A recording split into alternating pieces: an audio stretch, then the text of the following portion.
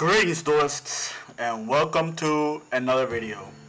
So, Rage of the Abyss, we already know it, is coming very soon. On the last video I talked about Dominant Impulse. I talked about how important this card is like for the next format. And now I want to talk more in depth on what I think is the deck that benefits the most out of Rage of the Abyss. Obviously, if you're looking at the screen, you already know what I'm trying to say. This is a typical Tenpai Dragon strategy. I don't know if you guys can guess how long they took me to build this deck list. I'll tell you. This list took me around 10 to 12 minutes to build. The only thing I did not make out of this main deck, and I guess I'll shout out fellow EJ Gaming team member, is like putting more Bestials into the main deck. Outside of that, like pretty much 90% of the list was built in around 10 minutes.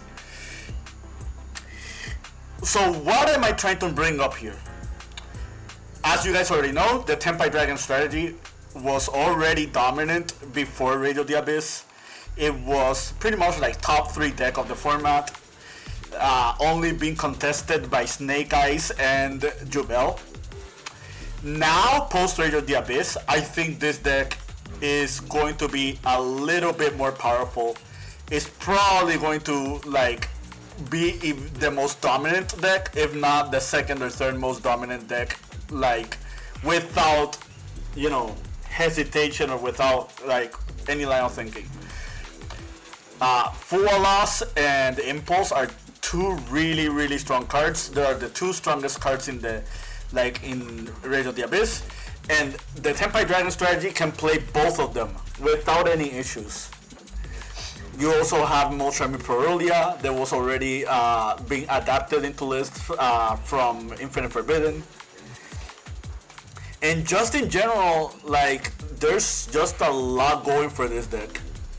Like, the fact that you start with 6 card opening hands, you have at least a good amount of 1 card starters. Yes, we did lose Prosperity and we did lose Sangen Summoning to 1, but I think the draw cards more than make up for it. And all you really need is like 1 or 2 names to just start playing the game. There are a few caveats. I'm not going to deny them like at all. You could draw cards with just all of your starters or not enough starters to begin with, and I will showcase you duels where that is exactly the case. But like, this deck is super flexible at the stuff that you can play and you can do with it. Like, that's not to say that the deck does not have any weaknesses. I think if you're going to play next format, you really have to deck build with this deck in mind.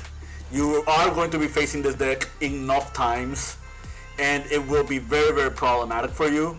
That's where like some of these cards come in. Ignore the Trigger and Capture Jar. I mean, that is pretty much more of a meme than anything, but there are certain cards in like that outright gives you an advantage versus the Tenpai strategy. Scareclaw Tryhard, Chaos Angel. This is a more notable one when it comes to like certain decks that can play it. This card is not that common, but if you're playing a link-based strategy, I really recommend this card if you know you're facing against the Tenpai Dragon deck. One of the Piece is a card that I haven't seen anybody play in years, and I think that like it's true that you're giving your opponent a card, which is not ideal, but against this particular deck, if you're making them not like OTK you next turn, this card is not a bad choice. Dreading Roar is another popular one. There's also Dimensional Barrier, which is not in here, but like Dimensional Barrier like is like one of the more notable ones that you should like consider. If you are playing a strategy that plays machine monsters, Pulse Mines is a really cool one that you can activate, and it pretty much just becomes a floodgate that just switches everyone in defense, pretty much similar to Baguska. Similar Fiends is another one that has been being played in a couple strategies as of late. One that a few people are talking about is Grisile Prison. Grisile Prison is a really cool one. It does stop like this deck from popping off for maybe more for multiple turns. The only main issue with this card is you need specifically a Ritual Fusion or a Tribute Summon monster, but that's where the Asamina cards come in, and like other strategies that can play this card. Like for example, decks that can play the Fiendsmith engine can play this card as well. Like imagine a Desiree and you just flipping this card alongside the Desiree is like pretty much curtains for the Tenpai Dragon deck. But outside of that, this deck is just really strong. So I'm going to show you a few replays. This one is against Yubel, and I believe we lose the die roll, but they opt to go first. And Tenpai Dragons will always have an issue, and that is variance. Like you cannot control how your hands will look with this deck. However, like if you see this Feather Duster in our hand, this Feather Duster is just one out of many board breakers or hand traps that we could have opened. So there's probably a guarantee that in each opening hand you're probably going to see at least one copy of like cards like Feather Duster. One thing to note of is like I think Ash Blossom is going to be extremely important next format. Like not just because of Full Loss, but because of this deck. This deck, the main hand trap that really beats this deck is Ash Blossom. So yeah, so you see here that I activated the Full Loss when they summoned the Luri. Like Full Loss with an already okay hand forces your opponent to play awkwardly into it. So they're summoning SP, they're summoning Phantom, and that's already 2 draws. They're setting 1 and passing. This is like their way to circumvent Full Loss. But the problem with that is making a minimalistic board against Full Loss is not a good idea if your opponent is playing Tenpai Dragons. Tenpai Dragons is known for opening very explosive cards, and they only just need 1 or 2 cards in order to pop off. Like right now, as you can see here on the screen, you see that our hand is pretty much good enough to handle everything they have. Like I activated Terraforming. There's no Ash Blossom, there's no Drawn Lovebird. We're just activating the Sanguine Summoning, and that's pretty much a game. Like there's no real way your opponent is playing through this. Like the Imperm doesn't work. One thing I will mention is the Phantom of Jewel does work against Sanguine Summoning. That is a ruling that probably not a lot of people know about. Phantom Jewel is changing the effect of the monster, not actually affecting the monster, negating the monster's effects. So that's very important to note, because that does bypass unaffected monsters. So this is the next duel, and again, this is what I talk about when it comes to variance. Like opening double Genroku is just extremely unfortunate, because if you can see from this list, we are playing only 2 Genroku. That could have been like any other Tenpai Dragon. However, our opponent has a fair amount of non-engine, and yeah, they made us go first, which is the smart thing to do against the Tenpai deck. We had the option of just ending our turn, because Impulse, Foros, and Imperm, like Impulse and Imperm and Foros, these cards are just enough to just give you another turn. But I figured, like, if Genroku, if the summon from Genroku, like, resolves, we can just make Heretic Seal, and Heretic Seal will enable the activation of these cards regardless. So we have to summon Pydra, we try to Pydra, they Veiler, and again, this is our misplay, like we should just ended our turn. We set Impulse and pass. Well, Impulse and Imperm and pass. Our opponent is pretty much on a very bricky hand as well. They pretty much just solely depending on the Fiendsmith engine. So they're going to do track for Lurie. The Lurie gets summoned. We cannot fool us because we are controlling cards. They're going to summon the Requiem. And then to the effect of Requiem, we're going to Dominus Impulse. So take note, Dominus Impulse cannot be done from the hand if they tribute the Requiem. And that's another important ruling that I kind of want to cover when it comes to Dominus Impulse. However, Impulse is being activated on the field and not in the hand, which means it can activate to negate the Fiendsmith Requiem, even if they control no cards. And not only that, but we are not locked because it was not activated from the hand, which means this full loss is still live, which will come up later on. So we draw into another Pydra. We're going to just summon this Pydra. The Pydra resolves. The Pydra is going to activate Sengen Summoning. I thought about adding the Sengen Kaimen. However, I was playing around the Ash Blossom. I did not know if they had that card. So I wanted to be as safe as possible.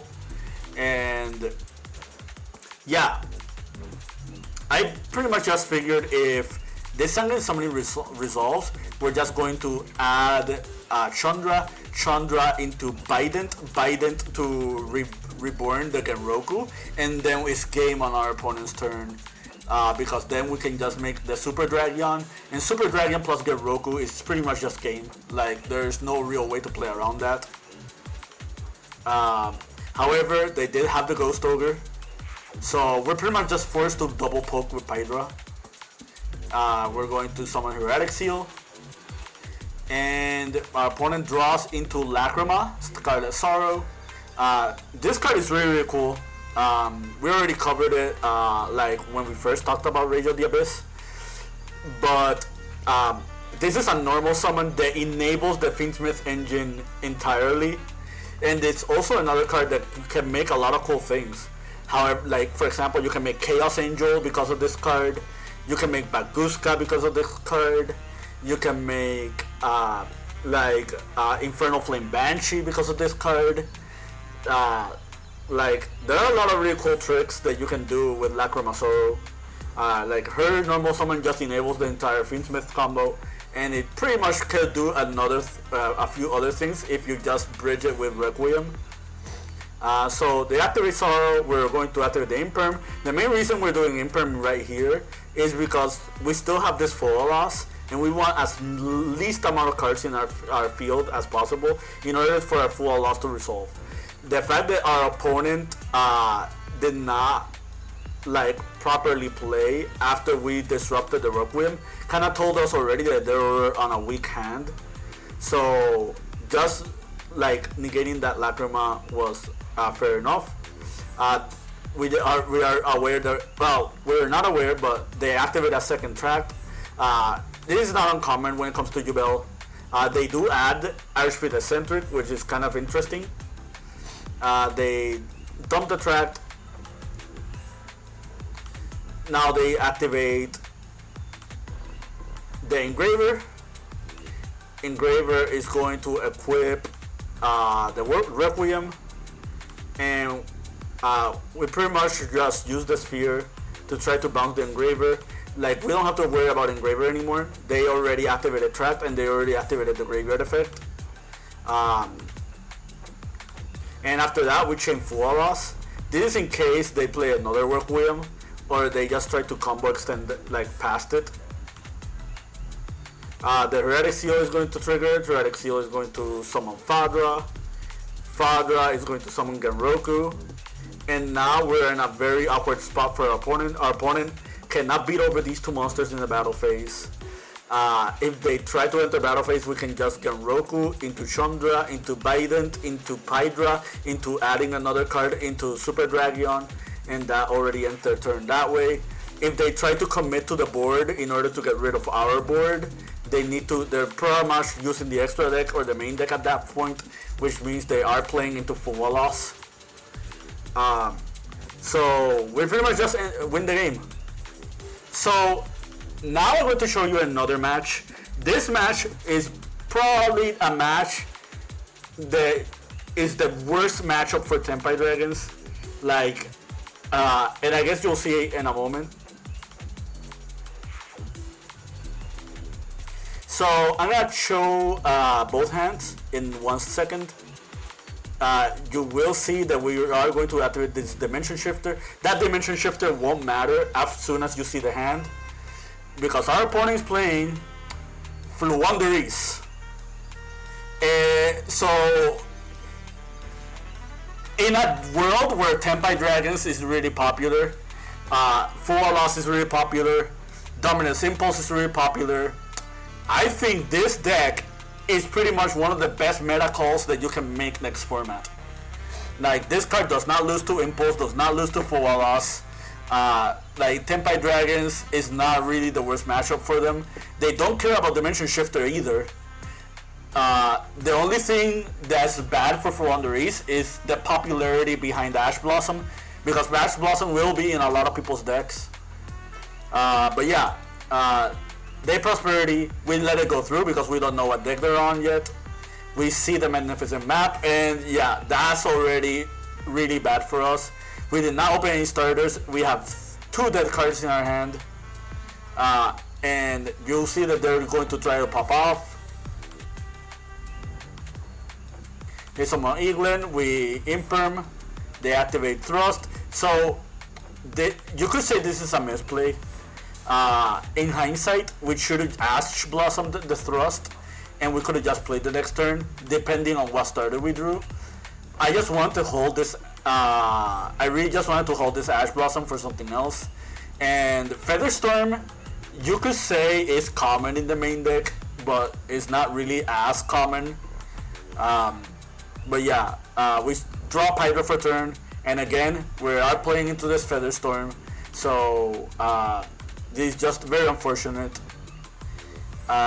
We just attacked that and said that, and they drew into Empen, and Empen was pretty much the best draw out of the entire deck, because the Empen will make it so they can play around the Ash Blossom.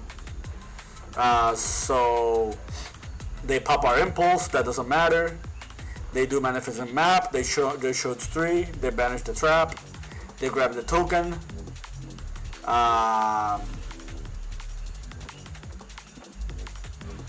They summon the Empen, and now it's game because they're going to chain block.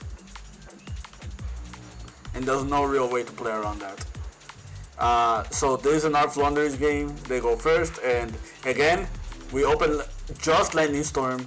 We do open Perulia, however, so they drew no playable cards, and you were thinking, well, that's good news for us. However, they opened Ash Blossom, and Ash Blossom is again a big problem for us. Like, we drew into Impulse, that card is dead. We just Lightning Storm, and then we activate the Sengen Summoning, and now they activate the Ash Blossom, and that's bad news for us because there's no real other field spell that really does anything. This Terraforming, as you can see from the list, was mainly just for Sengen Summoning. It's not for anything else. Meaning that we have a card stuck face up on the field, which means both our more Charmies are shut down. Like, this Ash Blossom specifically just gave him the match. And this is what I'm talking about. Like, you need to be careful when playing this deck. But yeah, I showed him the Perulia, and that's pretty much game. Like, pretty unfortunate. Like, those are 2 scenarios that I kind of want to bring up with this deck. As not impressive as it looked, I just want to preface the fact that this deck didn't took any effort in deck building, like I mentioned in the first part of the video. And that's a really big deal because a lot of people will be on this deck. I'm calling it right now. I think this will be the most represented deck in Niagara. If not in Top Cut, at least in representation.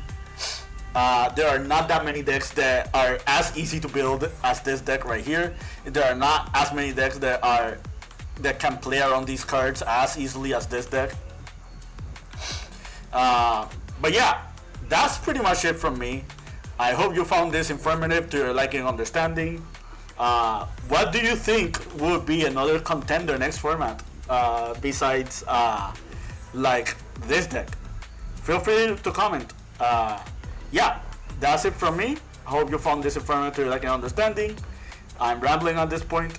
Yeah, more ROTA content coming soon. Keep practicing and keep dueling.